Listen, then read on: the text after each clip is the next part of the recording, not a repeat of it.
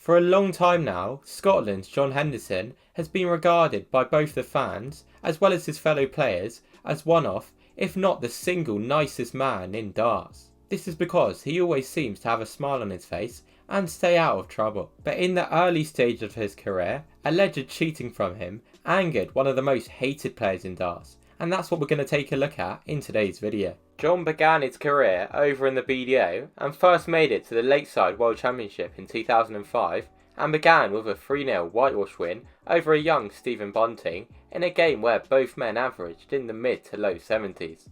Next up he faced a future legend, Martin Adams, who at that point was appearing in his 12th World Championship, and it was Wolfie who managed to get a 3-2 win after a tiebreak.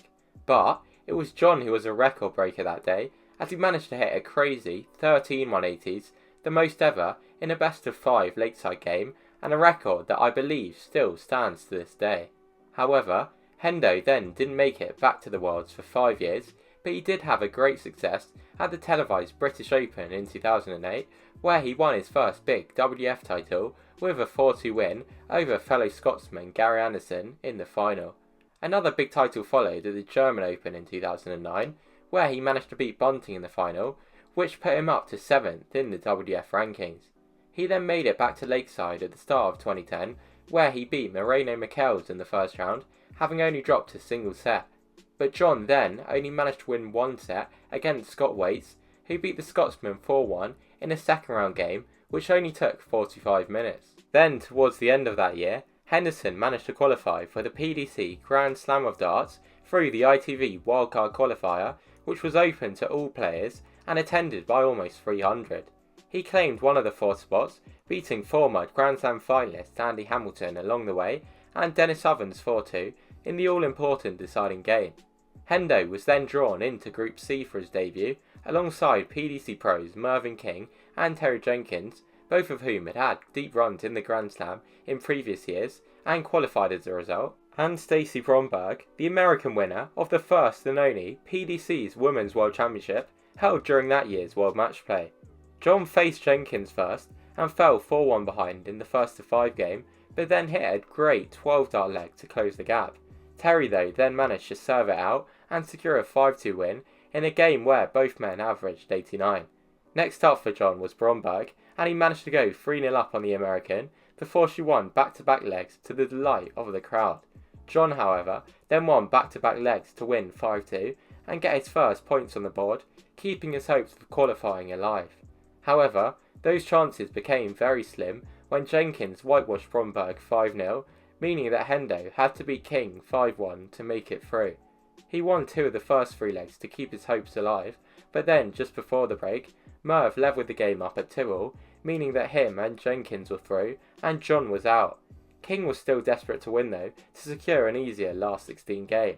They then both held through coming out of the break, meaning the score was 3-all, and in that 7th leg, there were 2 visits in which John had to move right across the oche to make sure blockers weren't affecting him. In that leg, Mervyn failed to take out 38 and hold the throw, allowing John to take out 46 to break. That left Merv looking furious, and not just because he had lost the leg, it was because he was accusing John of cheating by standing in front of the oche. The Englishman then won back-to-back legs to secure a 5-4 win and top spot in the group, but he was still clearly very angry at John at the end, shaking his head and saying some words.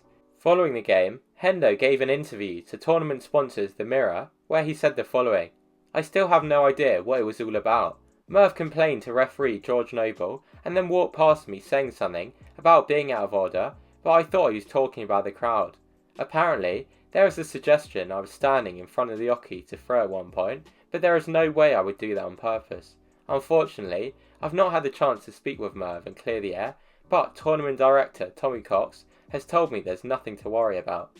I always thought that one of my weaknesses was being too nice on stage, and that I needed to be more aggressive, but it's not in my nature, so it's hard to understand where Merv was coming from. I'm not going to let it spoil my enjoyment of the Grand Slam experience. I loved every minute of it. The crowds were brilliant, and it's given me a taste of what I would like to do in the future, which is play darts full time on the circuit. But I'll be back at work in Aberdeen first thing Friday morning, making and testing slings for chemical offshore companies." King on the other hand didn't touch on the incident, but on his poor run of form he said, "I'm nowhere near my best, and the last 2 months have been very bad for me. I lost my dad, and I'm still not over that, and it might take several months for that to happen.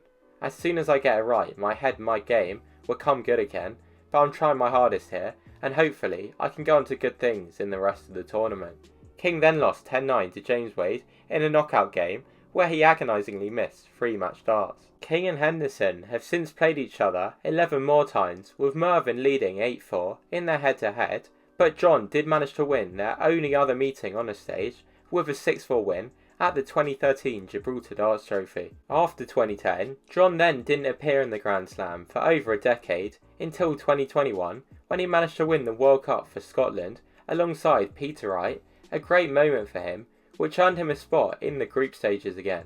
However, his return didn't get off to a good start at all as he was whitewashed in his first game by Joe Cullen.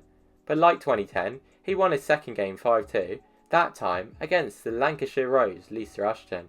Other results though meant that he had to whitewash MVG to go through, a tough feat for anyone, and he didn't even get close, only picking up one leg against the Green Machine. Going back to the Yockey incident though, we saw a very similar one involving King again at the Masters in 2021, when in a game where he was leading 9-4 in a first to 10, he accused Rob Cross of having his foot in front of the line when moving across, something we have much clearer footage of. From that wide position, Cross hit double 16 to break Merv's throw, and King instantly called it out, having words with both Rob and the referee George Noble. He was clearly very angry again. From this photo, it certainly looked like the King had a point, and fans were calling for VAR in darts. Merv went on to win the game in the very next leg, and there was then a very awkward handshake as Cross felt that King was wrong. Mervyn revealed his conversation with George following the game. He said that George said, "I'm in front of it and you're behind it, and it would be hard for me to see if I was the one behind it." King then argued, "Well, from where I was it definitely looked as though he encroached in front of the Yockey, and I told him if I see it, I'm going to say it. I'm not one of these people that's just going to let it go." Even though it's not going to change the outcome of the game unfortunately, things like that do need to be addressed, and if for argument's sake you need to move further around the Yockey, there should be a line level with the Yockey so you know if you're in front or not. In 2020, Rob had been accused of standing in front of the Yockey during a Premier League game. Maybe the solution to this, like Merv says, is having a line that extends around the Yockey so players always know if they're in front or behind this. Do you think they should bring that in? Let me know what you think in the comment section down below, as well as what you think about the Henderson King incident. And if you enjoyed this video, please don't forget to subscribe, as currently just 15% of my viewers are, and it would really help the channel out. You can also hit the bell icon if you want to get notified whenever I upload a new darts video. Please also leave a thumbs up if you learnt something new, and if there's anything you want me to cover in a future video, you can also let me know. Thanks for watching.